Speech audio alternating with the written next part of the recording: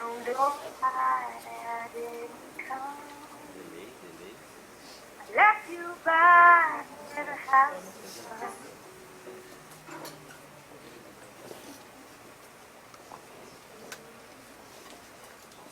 Senhoras e senhores, obrigada por aguardarem e sejam bem-vindos ao Conference Call da Eucatex. Informamos que todos os participantes estarão apenas ouvindo a conferência durante a apresentação da empresa. Em seguida, iniciaremos a sessão de perguntas e respostas, quando mais instruções serão dadas. Caso algum dos senhores necessite de alguma assistência durante a conferência, queiram, por favor, solicitar a ajuda de um operador digitando *0. Agora, gostaria de passar a palavra ao senhor José Antônio. Por favor, senhor José Antônio, pode prosseguir. Bom dia a todos. Primeiramente, muito obrigado aí, senhores e as senhoras, por estarem nos acompanhando nessa manhã aqui, nessa reunião presencial. Também agradeço que nos acompanha via web, mais uma vez nessa reunião, onde pretendemos apresentar os resultados da Eucatex, relativos ao quarto trimestre de 2016 e também aos 12 meses de 2016. Nessa mesma época do ano passado, nós fizemos uma apresentação semelhante, e eu estava dando uma olhada nas minhas anotações e pensando um pouquinho se era possível a gente nutrir uma expectativa diferente para esse ano de 2017, que enfim está começando, já se iniciou, uma expectativa diferente com relação ao ano de 2016, que foi um ano extremamente difícil. E aí, enfim, quando a gente olha para o momento exato, esse momento aqui, março, que nós estamos vivendo, e para os índices, vamos dizer assim, para aqueles aspectos mais tangíveis, por exemplo, demanda pelos nossos produtos, consumo das famílias, emprego, etc. Quer dizer, esses índices não permitiriam que a gente fizesse uma reflexão muito mais positiva para esse 2017 do que aquela que nós tivemos, ou do que foi a realidade em 2016. Por outro lado, enfim, há alguns aspectos que eu considero que são diferentes e que talvez permitam a gente, não obstante esses índices difíceis e esses aspectos, como eu disse, tangíveis difíceis, permitam a gente fazer uma reflexão diferente para 2017. Acho que a primeira coisa é a questão do próprio governo. Quer dizer, ao longo de 2016 nós tivemos um processo de saída da presidenta Dilma, enfim, todo esse processo de impeachment, estabelecimento do governo. Quer dizer, esse ano a gente começa diferente, já desde o início.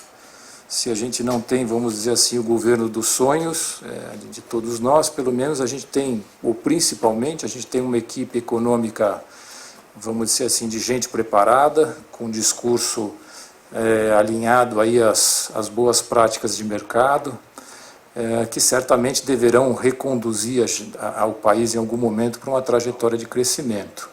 Quer dizer, essa estabilidade econômica, ela tem propiciado, se não uma mudança radical no aspecto de confiança, ela tem propiciado vamos dizer assim, um início de recuperação da confiança tanto das pessoas quanto das empresas, que, no meu modo de ver, é o aspecto fundamental para a gente pensar em qualquer tipo de melhoria.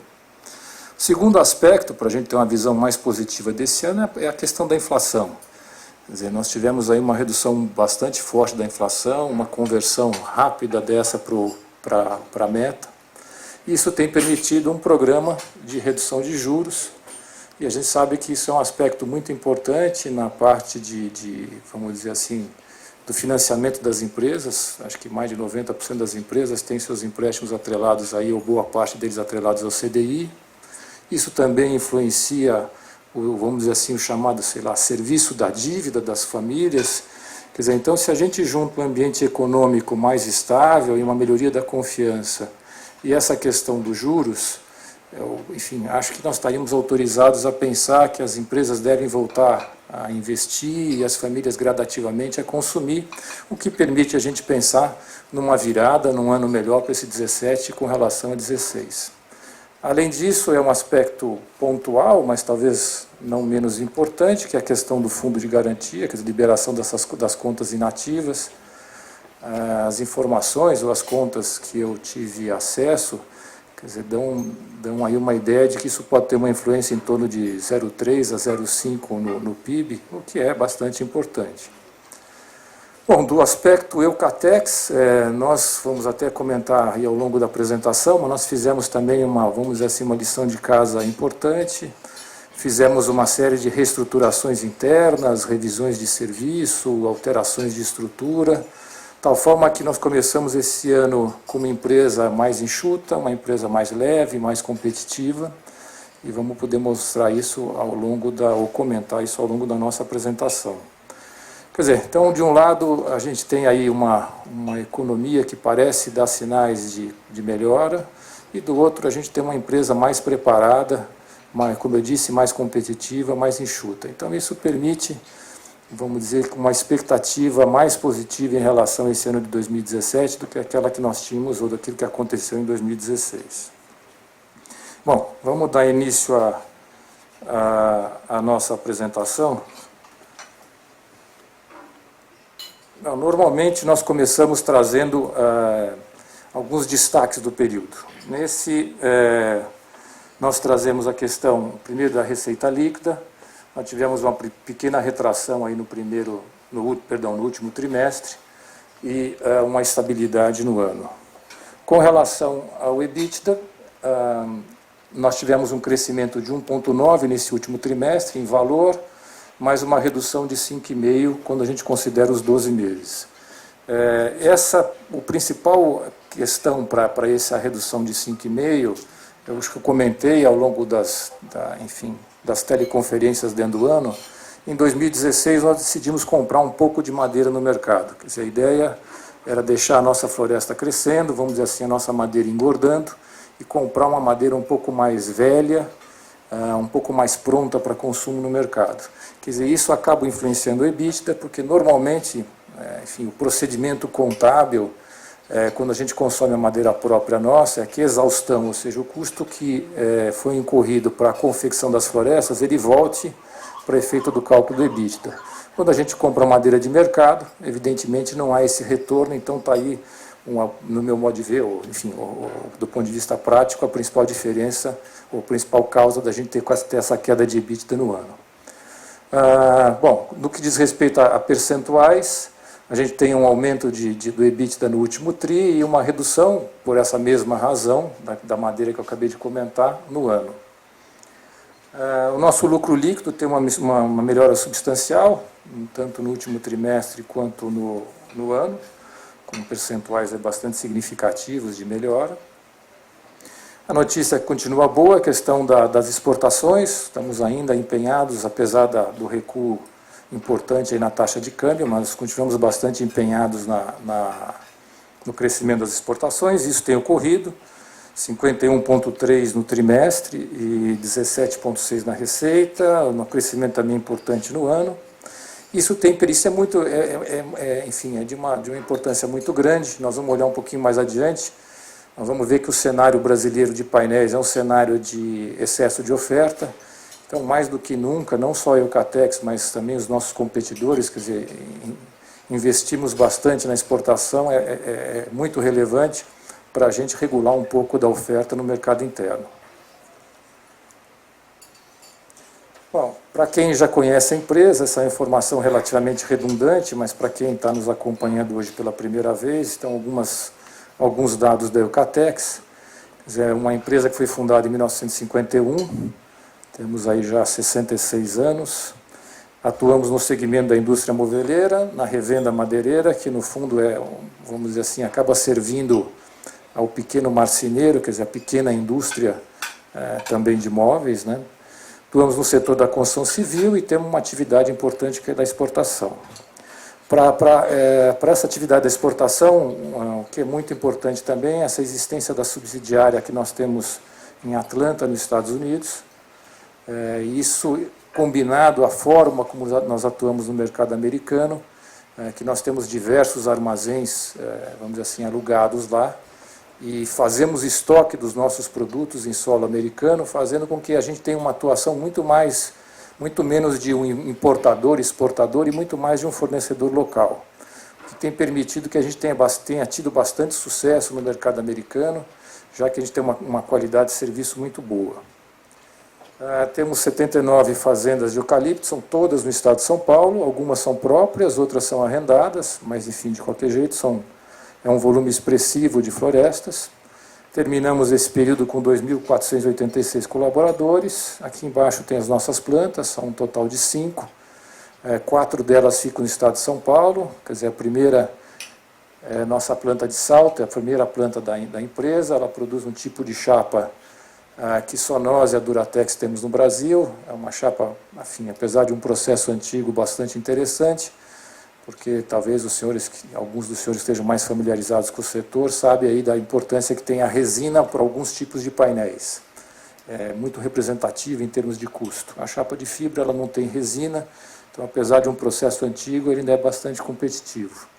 Tem também algumas informações relativas à nossa capacidade de revestimento.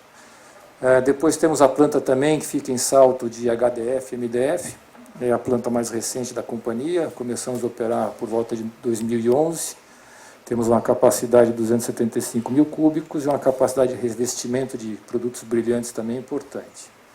Em Botucatu fica a nossa fábrica de MDP, com 430 mil cúbicos, e nossa fábrica de pisos laminados, com 12 milhões de metros quadrados, também uma capacidade importante aí de revestimento, da ordem de 50 milhões de metros.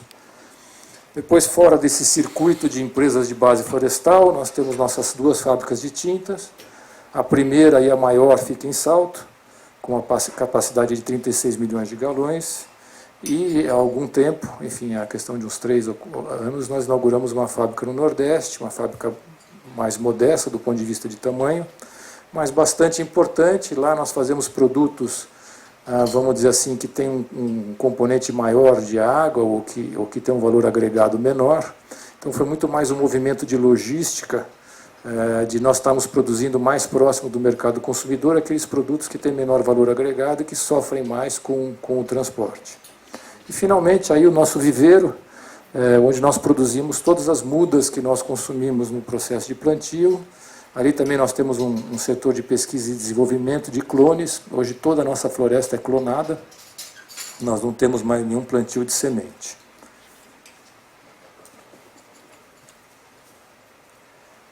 Seguindo adiante. Bom, aqui são informações da receita. Nós já comentamos vamos dizer assim, a estabilidade no ano e esse pequeno recuo no último trimestre. Do lado esquerdo do slide, nós temos a distribuição dessa receita por produto.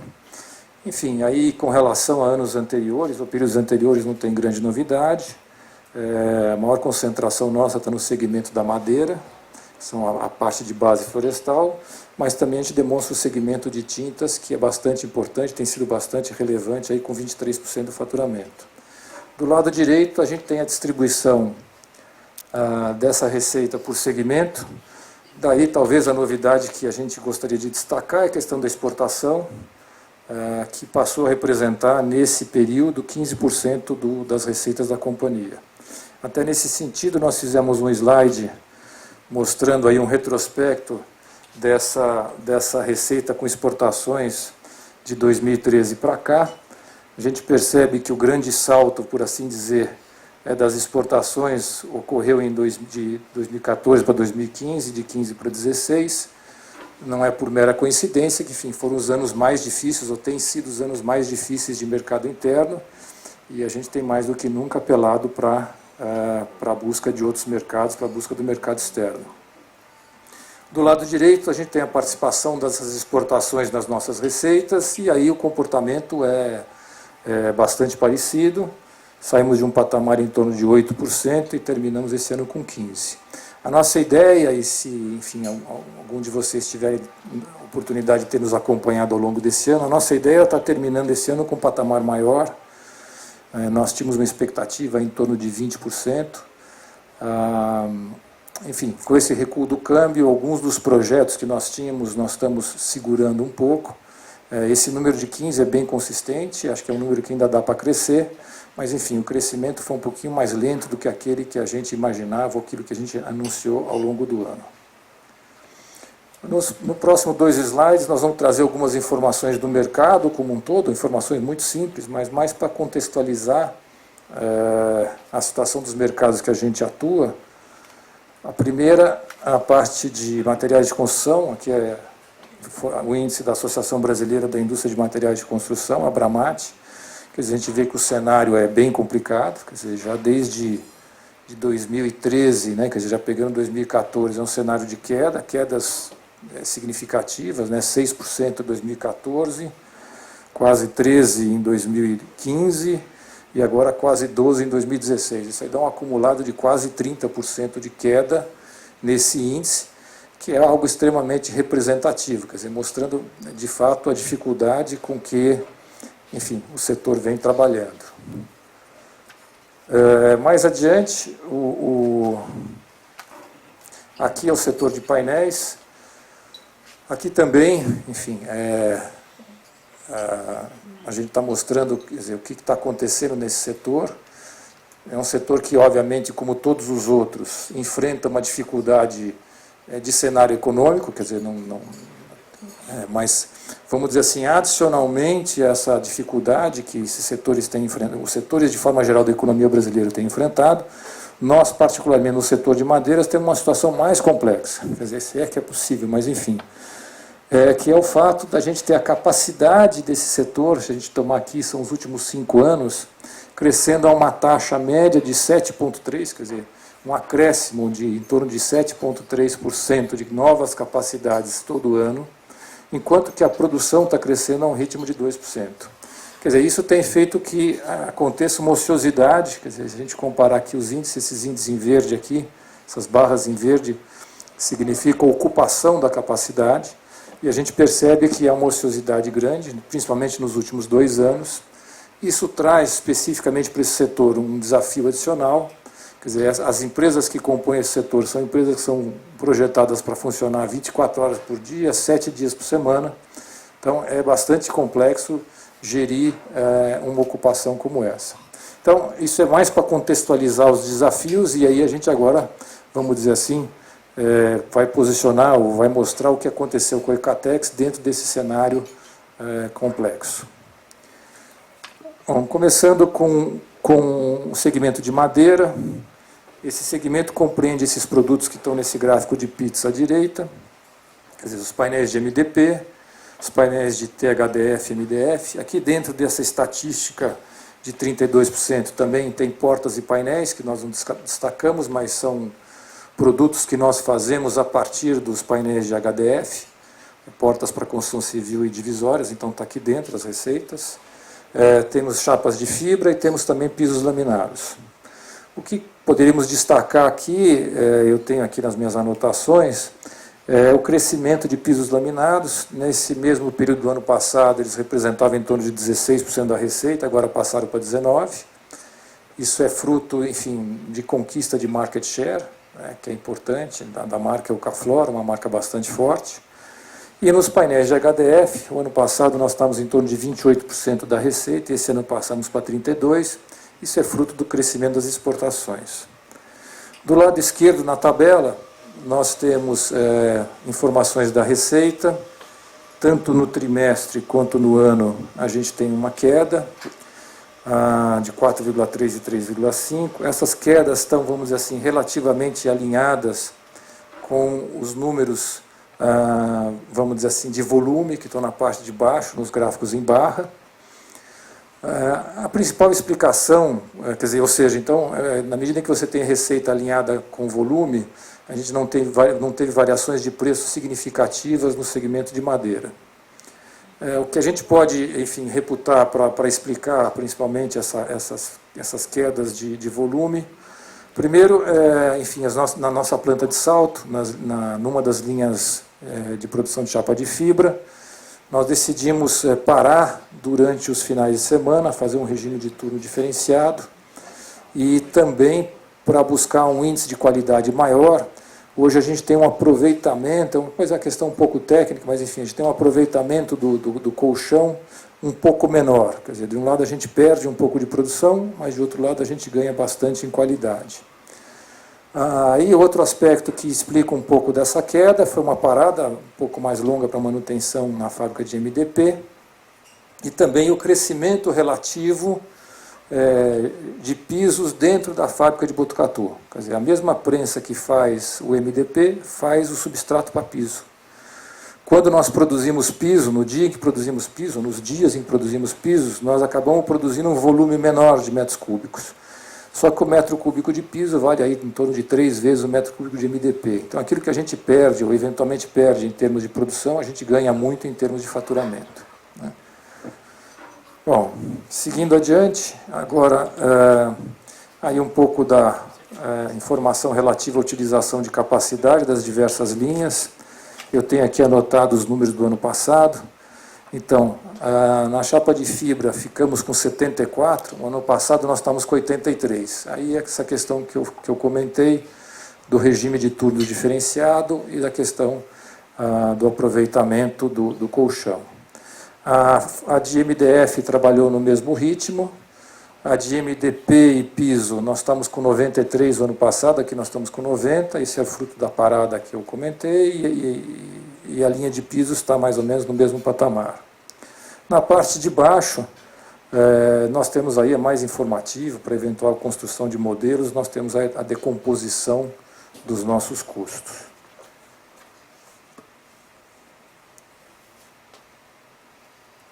Esse é o segmento de tintas. Foi um ano difícil para tintas.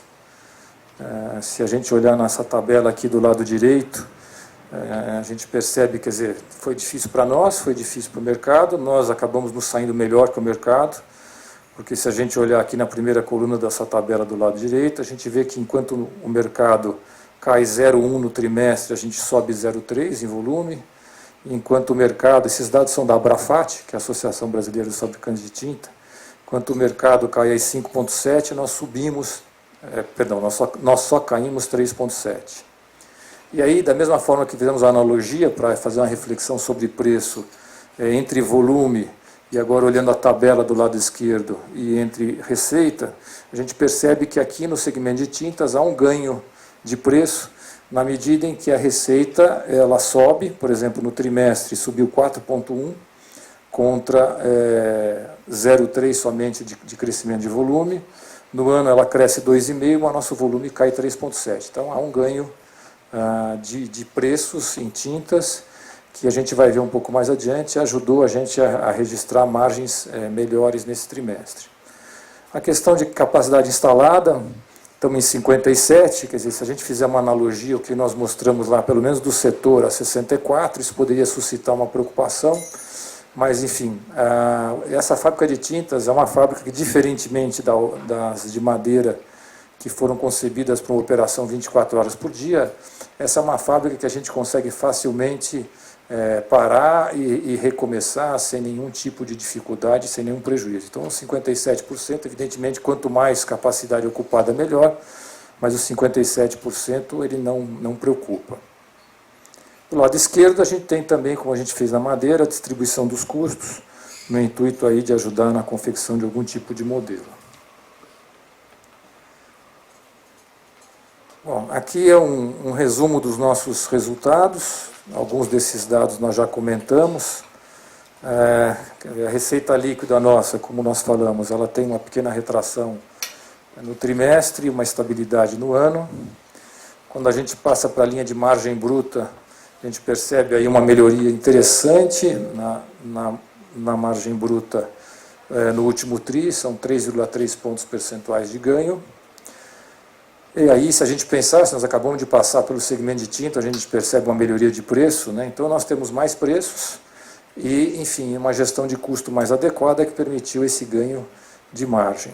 Quando a gente olha para o ano, aí ao contrário, a gente tem um pequeno recuo da ordem de 1 ponto percentual, mas aí não é tanto uma questão operacional, não houve vamos dizer assim, uma perda operacional, mas muito mais uma situação quase que eu diria contábil. Nós somos obrigados a fazer o que se chama de uma avaliação, da variação, né, do nosso ativo biológico, do nosso maciço florestal. Isso envolve uma série de variáveis, né, como taxa real de juros, enfim, crescimento da floresta, etc. E a gente percebe que em 2015 esse número foi 44 milhões, e esse número agora foi pouco menor do que 30 milhões. Então a diferença aí importante. Como eu disse, isso é um número, vamos dizer assim, contábil, ele não tem efeito caixa, mas ele acaba influenciando na obtenção da margem bruta. Quer dizer, se a gente ignorar essa variação, esses dois números, a gente vai perceber que o resultado do ano passado e desse ano são absolutamente iguais, né, do ponto de vista de operação. Então, na parte das despesas administrativas, aquilo que nós comentamos sobre essa espécie de lição de casa que a empresa fez. Todos sabem que, basicamente, a despesa administrativa ela varia muito com a parte de inflação, com a parte de dissídios, e, não obstante isso, a gente percebe uma redução nos gastos com a despesa administrativa de menos 6,2%. Então, isso é fruto dessas reestruturações que a gente tem feito. Na parte das despesas comerciais, há um recuo. Esse recuo, obviamente, parte dele vem do próprio pequeno recuo que houve na receita, porque é uma parte das despesas comerciais que são variáveis. Mas também, enfim, isso é fruto da intervenção também, da reestruturação, das modificações de estrutura e simplificação que a gente fez nas áreas comerciais. Bom, olhando o EBITDA, nós já comentamos no início da apresentação, a gente tem aí um crescimento no trimestre e um pequeno recuo no ano. Esse recuo, mais uma vez, está muito ligado à compra de madeira e o não retorno da exaustão que ocorreu esse ano. De novo, uma melhora importante nos resultados, no lucro líquido da companhia, tanto no lucro líquido contábil quanto no chamado recorrente. O lucro recorrente ele é maior, e aí, principalmente, se a gente olhar ali no ano, do lado direito, lá, resultados não recorrentes. Esse ano nós tivemos menos 20 milhões, o ano passado um pouquinho menos de 12. Esse acréscimo é fruto principalmente da questão dos ajustes de estrutura. Quer dizer, cada vez que a gente ajusta a estrutura e que a gente mexe na parte de pessoal, isso acaba nos obrigando, enfim, é óbvio, a termos indenizações do ponto de vista trabalhista e onerando esses gastos. Bom, aí a parte do endividamento, olhando primeiro para a dívida líquida, nós, enfim, temos aí uma estabilidade, pelo menos em termos reais, né, de valores em reais, tanto de 2015, quanto daquela registrada em setembro, quanto essa agora no final de 2016. Igualmente estável é a relação entre essa dívida e o EBITDA. No ano passado era 1,7, agora está 1,8, mas é uma questão muito mais de casas decimais. Bom, o trabalho que a área de tesouraria tem feito, ou tem que tá se dedicando fortemente esse ano, na parte do alongamento do endividamento. Quer dizer, não obstante a gente não tenha um índice de alavancagem, principalmente se a gente comparar outras empresas do mercado, nosso índice de alavancagem ele é baixo, se é que a gente pode chamar assim, em torno de 1,8, mas está muito justo, né? Está muito justa a questão do endividamento e essa concentração no curto prazo, e daí a necessidade da gente fazer um trabalho de alongamento. A questão da moeda estrangeira é um outro item também que vale a pena a gente falar. Há um percentual expressivo, mas, enfim, todas essas operações são operações de comércio exterior, todas elas estão absolutamente proporcionalizadas, ou até inferiores, ou bastante inferiores às nossas exportações. E, vamos dizer assim, essas operações, elas naturalmente, se é que pode-se usar esse termo, elas são redeadas na medida em que os produtos, ou o principal produto que a gente exporta, acima de 80%, é a chapa de fibra. Se a gente fosse voltar lá atrás, nós vamos perceber que quando a gente pega a floresta que já foi plantada, a mão de obra e a energia térmica e a energia elétrica, a gente praticamente fecha o custo da chapa de fibra. Isso mais ou menos quer dizer que, enfim, qualquer que seja o câmbio, se o câmbio estiver como está agora na faixa de 3,10 ou se estivesse na faixa lá de 2015 a 4, a gente não teria diferenças substanciais no custo de produção da chapa de fibra. Então, isso dá para a gente um conforto do ponto de vista de hedge. Evidentemente que é muito melhor se a gente não tivesse adiantado o câmbio e pudesse obter os 4, se é que vai chegar nesse patamar, do que os 3. Mas, enfim, não nos preocupa, porque o custo de produzir essa chapa, o metro quadrado é o mesmo.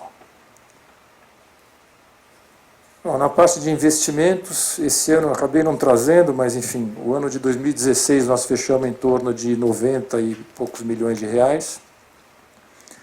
Esse ano nós estamos ainda mais focados na parte realmente de somente sustentação, quer dizer, deixar nossas fábricas em ordem, enfim, fazer a manutenção do que for necessário e repor as nossas florestas. Então nós estimamos que esse ano nós vamos investir em torno de 78 milhões de reais, que é bastante menos do que o ano passado, mas enfim, dentro desse cenário de estarmos otimizando os recursos da companhia.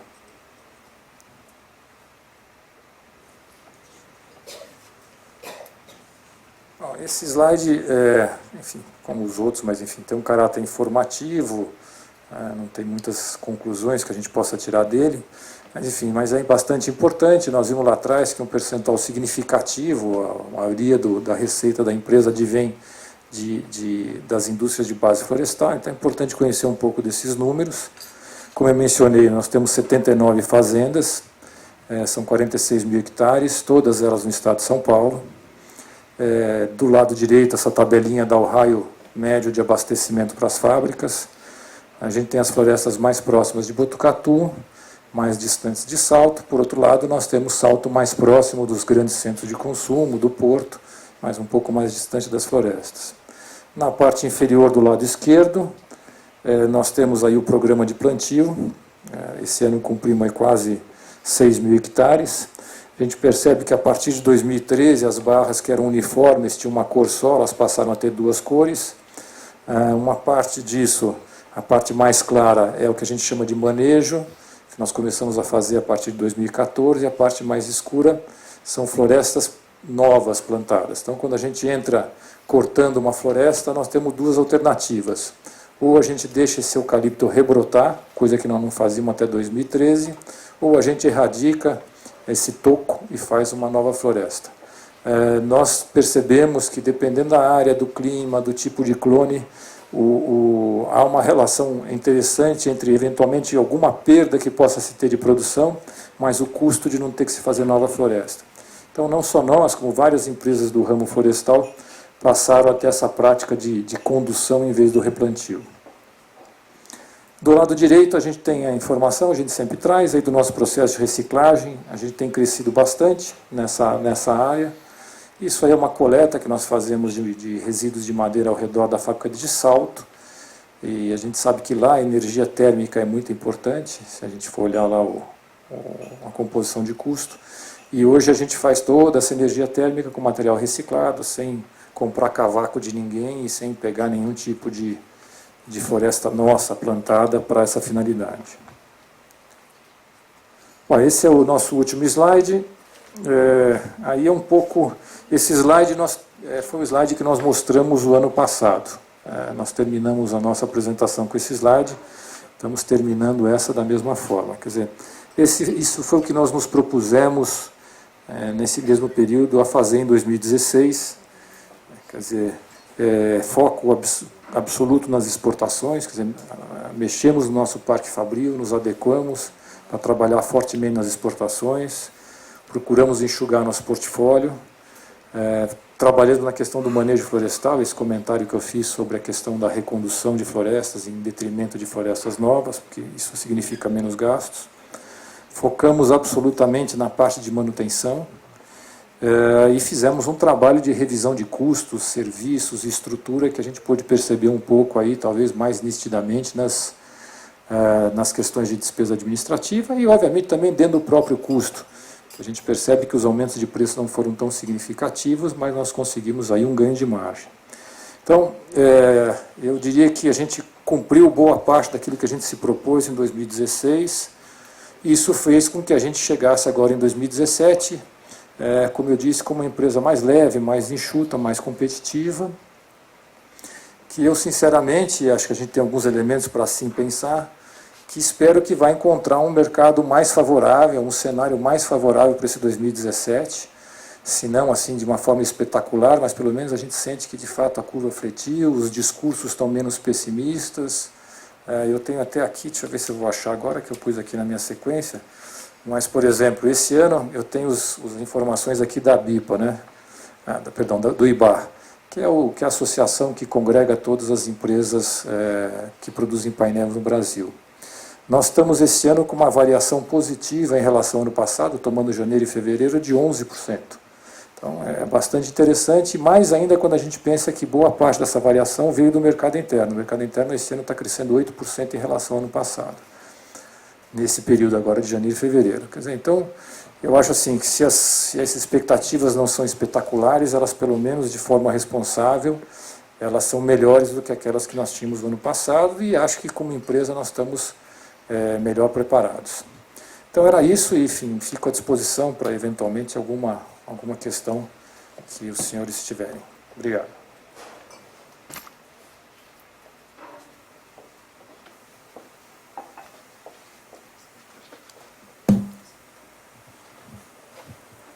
Bom dia a todos, Paulo Valassi do Citibank. José Antônio, obrigado pela apresentação. Você podia comentar um pouco sobre o ambiente competitivo da indústria de painéis? A gente sabe que tem esse excesso de oferta, e eu imagino que agora com o câmbio mais próximo de R$3, ficaria mais difícil manter os níveis de exportação. A gente lembra que antigamente o discurso era que o painel não viajava, o câmbio resolveu isso quando chegou próximo dos 4, e agora eu queria entender o que deve sustentar os níveis atuais de exportação, se o mercado lá fora está aceitando mais o painel brasileiro, e se com R$3 ainda consegue se exportar numa margem melhor do que no mercado local. E dado esse cenário, a dificuldade de exportar e o excesso de oferta aqui no mercado doméstico, qual seria a expectativa para o ambiente de preço de painel para 2017? Bom, de fato, você está me escutando ou não? Alô? Alô? Bom, de fato, o câmbio, o câmbio que nós estamos aí próximo de 4, sem dúvida ajudava e, vamos dizer assim, viabilizava uma série de produtos e também de mercados. Quer dizer, acho que da mesma maneira que, vamos dizer assim, fazendo uma analogia do que aconteceu conosco, posso fazer uma analogia com os nossos competidores. Quer dizer, nós tínhamos vamos dizer assim, uma convicção de que teríamos um crescimento de exportação mais significativo. Mais uma vez, quem nos acompanhou ao longo do ano, por algumas ocasiões eu falei que nossa expectativa seria terminar o ano com a nossa receita, com a exportação representando 20% da receita. E estamos terminando com 15%. Quer dizer, o que aconteceu é que esse câmbio na faixa de 3,10, ele, enfim, fez com que a gente suspendesse alguns dos nossos projetos. Alguns projetos que nós tínhamos que eram viáveis no câmbio de 4, deixaram de ser viáveis no câmbio de 3,10. Mas, enfim, há uma sustentação, que eu diria, eu entendo que da nossa parte há, e imagino que da parte dos nossos concorrentes também, esses patamares agora atingidos, acho que dificilmente, mesmo nessa taxa de câmbio, eles vão voltar para trás. O que eu acho que a gente vai perder é um pouco da velocidade. Quer dizer, se a gente olhar o crescimento quer dizer, o setor não era tradicional exportador, nós sempre fomos. Então, nós tivemos um crescimento importante, mas esse crescimento foi menor do que os percentuais experimentados pelo setor. Eu acho que nós fomos, estou tentando me lembrar de cabeça, em torno de 60% de crescimento o setor teve nas exportações. Eu acho que esse ritmo, sem dúvida nenhuma, vai cair. Nesse patamar de câmbio, esse ritmo não se sustenta. Mas eu acho que esse volume que está sendo colocado lá fora, que também, por coincidência, é em torno de 14%, 15% da produção brasileira, isso vai continuar acontecendo. Acho que isso não retorna. E é bastante importante, porque isso aí nós estamos falando de mais ou menos aí, em torno de um pouco mais de um mês de produção. Quer dizer, se isso aí tiver que voltar para o mercado interno, porque mais uma vez eu não acredito, é só para efeito aí de raciocínio, isso sem dúvida traria aí uma instabilidade de preço, uma competição muito acirrada e faria com que os preços caíssem. Esse cenário específico de preço, eu acabei não comentando, eu tinha anotado para falar. Nós estamos com um programa de aumento de preço, nós estamos agora em pleno março, estamos implementando preço em alguns tipos de painéis nossos, e agora em abril vamos fechar esse circuito com alguns painéis que não estão sendo corrigidos em março. É um movimento, evidentemente cada empresa faz esse movimento de per si, mas enfim, é um movimento que está acontecendo de forma geral no mercado. Então, não sei até que ponto se sustenta, ou por quanto tempo, mas enfim, nós vamos ter algum efeito aí no segundo trimestre, não nesse primeiro, porque nós já estamos em final de março, mas vamos estar aí trabalhando com patamares de preço, não só nós, como o restante do mercado, melhores do que nós trabalhamos no primeiro trimestre. É.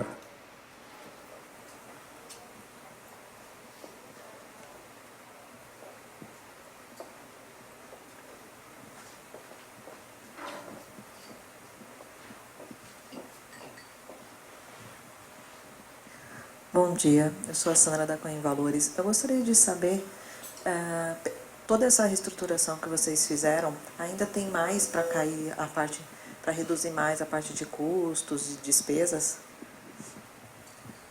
Bom, obrigado pela pergunta. Sim, quer dizer, uma parte, vamos dizer assim, talvez uma maior parte já foi feita agora, foi feita no ano 2016. Uma parte está acontecendo agora, nesse início de 2017, já é o terceiro mês que a gente, enfim, vem fazendo essa...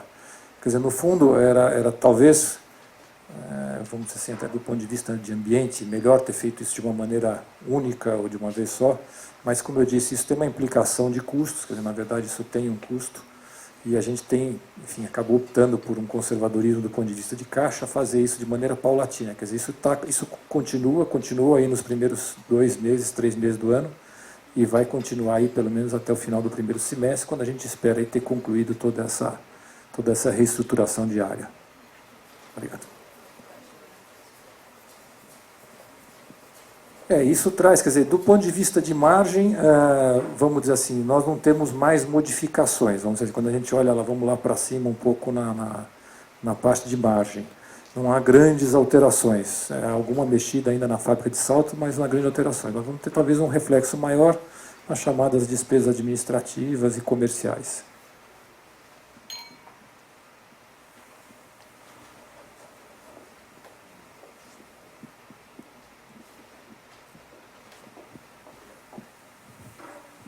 Bom dia, José Antônio Lucas, do JP Morgan. Como é que você avalia o começo de 2017? Como é que tem sido a evolução das vendas no começo desse ano? Vocês começaram num tom mais otimista ou não? O que você tem escutado dos clientes de vocês? Se você puder falar por canal, né? Talvez indústria, revenda, como é que está o ânimo do pessoal no começo de 2017? E sobre esse aumento de preço, isso na verdade é uma recomposição de perdas de preço no final do ano passado? Ou seja, estão enxergando um potencial para aumentar preço, eventualmente ter um ganho de margem nesse primeiro semestre? Bom, vamos dizer assim, é o que eu comentei, né? A gente não tem nenhuma virada espetacular, mas a gente começou o ano, sem dúvida nenhuma, eu digo, não só nós, como os setores que a gente participa, com mais ânimo. Isso está nítido no setor de painéis, eu peguei aqui alguns números do IBÁ, a gente vê que, quando a gente, quer dizer, olhando um pouquinho para trás, quando a gente olha para trás e vê que o setor não perdeu tanta produção, quando a gente se debruça, a gente vê que a gente não perdeu tanta produção porque a gente começou a exportar, mas o mercado interno estava afundando. Quando a gente olha, são só 2 meses, mas quando a gente olha os 2 meses primeiros desse ano, a gente percebe que a gente está crescendo também agora no mercado interno. Então, tem aí vamos dizer assim, uma expectativa um pouco mais otimista. Nós, como associação, nós temos uma empresa contratada que faz toda uma varredura do segmento de painéis, e indústria moveleira e revenda. Então, ela começa conosco, ela olha os nossos estoques, a nossa produção, depois ela vai para a indústria moveleira, olha estoque, olha a produção, olha a venda, vai para a revenda, a mesma coisa, depois vai para o magazine. Ao longo de 2016, o setor enxugou muito a parte de estoques. Nós terminamos 2016 com estoques muito na parte do varejo, na parte da revenda, na indústria moveleira, com estoques bem enxutos. Como nós estamos com essa expectativa, e acho que não só nossa, mas o mercado como um todo, de melhora, pelo menos nesses primeiros meses do ano tem uma recomposição desses estoques. Quer dizer, se esse tipo de crescimento vai continuar, vai depender um pouquinho do próprio dinamismo da economia. Eu diria que agora foi assim, o pessoal bateu no raso do ponto de vista de abastecimento, de situação operacional de estoque, comprou para se recompor, com a expectativa de que a gente vai viver dias melhores. Se esses dias melhores não vierem, pode ser que a gente tenha aí alguma barrigada aí no meio do ano. Aí você me perguntou de preços, né? Bom, preços, enfim, acho que a gente pode sim alimentar a ideia de que vamos ter preços melhores. E esse preço está longe de recompor as margens que já tínhamos no passado. Ele vai ajudar um pouco a gente a diminuir um pouco das perdas de rentabilidade que a gente teve ao longo desse período, principalmente de 2013 para cá. Os outros segmentos que a gente atua, o segmento de tintas, não tem muita diferença, quer dizer, é um segmento que está, vamos dizer assim, andando de lado, ao contrário de painéis, aí não teve aí um começo de ano muito diferente, mas está positivo. Segmento de pisos, nós tivemos um crescimento importante o ano passado, se não me engano, acho que foi 11% no último trimestre. Nós vamos continuar a crescer com pisos, quer dizer, temos aí um produto, uma marca bem conceituada, enfim, estamos conseguindo mais market share, quer dizer, a expectativa nossa é dessa continuidade de crescimento. Obrigado.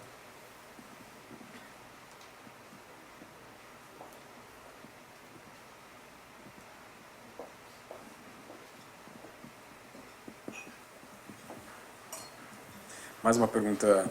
Bom, vocês conseguiram expandir margem, passado já foi acho que um efeito, um ganho excelente, mas qual a perspectiva para vocês desse ano? Quando vocês fazem o orçamento para 2017, vocês esperam que consigam ganhar margem ainda esse ano também?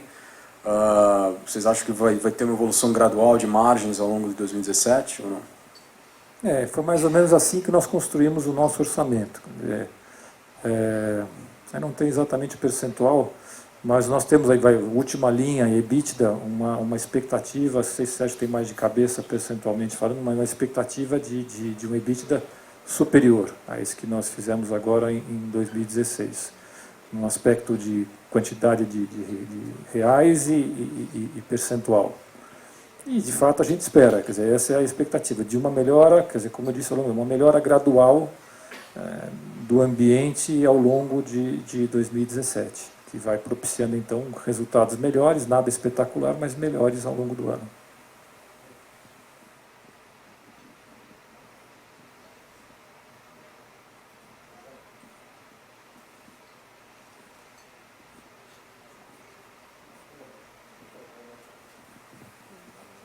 Oi, eu novamente, a Sandra. Pensando um pouco em exportação, seria interessante comprar ou fazer alguma aquisição, uma joint venture, alguma coisa assim, no mercado lá fora? Bom, eu acho que assim, responder se ou não interessante, acho que depende um pouco, enfim, da estratégia de cada empresa. Eu não vamos dizer assim, do ponto de vista de solução, vamos falar assim, para a nossa atividade local, eu não acho que faça diferença. Quer dizer, isso pode ser até uma estratégia de crescimento da empresa como uma organização, quer dizer, mas às vezes você faz uma aquisição em determinado mercado ou de determinado tipo de empresa que você traz uma sinergia nova para o seu negócio atual. Quer dizer, eu não vejo muita, pelo menos aquisição dentro do nosso setor lá fora que pudesse trazer assim um diferencial significativo para nós localmente. Quer dizer, essa falta até de uma maior explanação para você, reflete até que esse é um assunto do qual a gente não trata muito, quer dizer, é algo que não tá no nosso radar, né?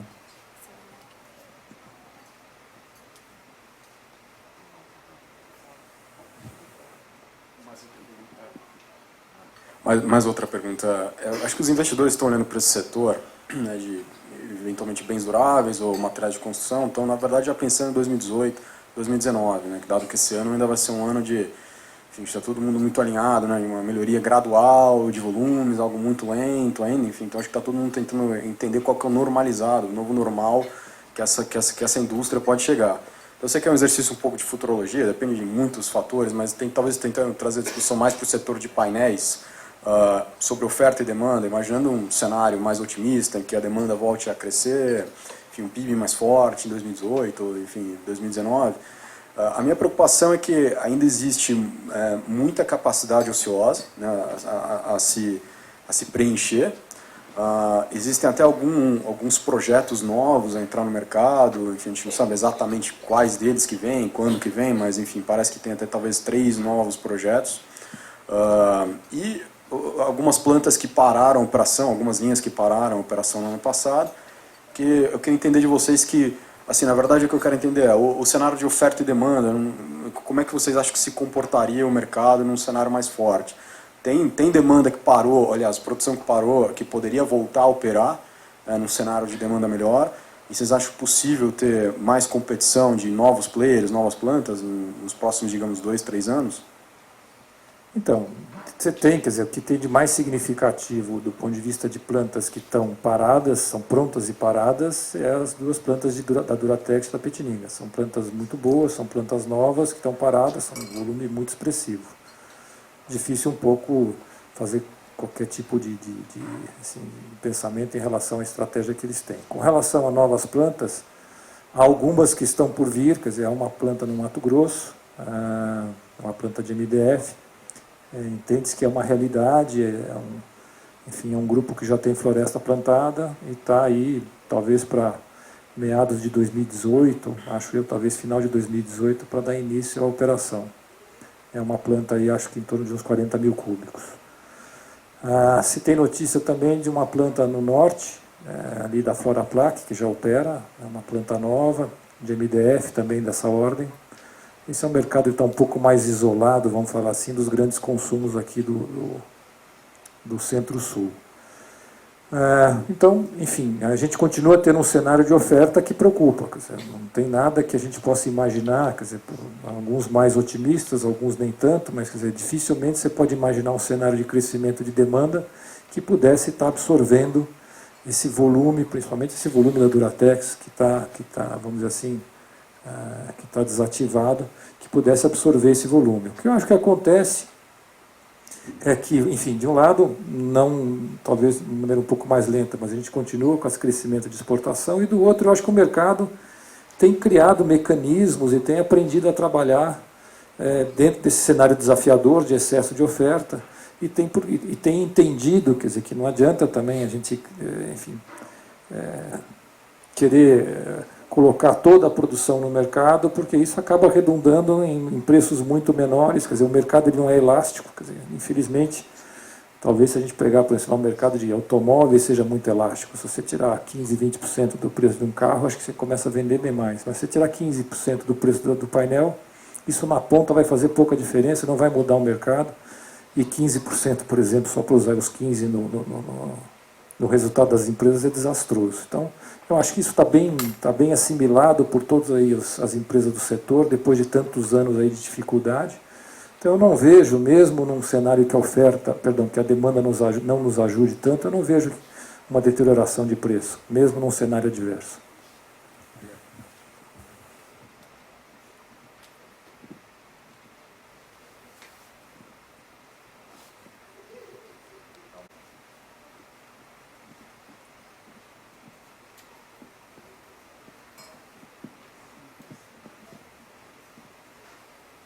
Bom, se não tiver perguntas do pessoal também da internet, acho que a gente pode dar o aviso de encerramento. Lembrando que para fazer perguntas, basta digitar *1.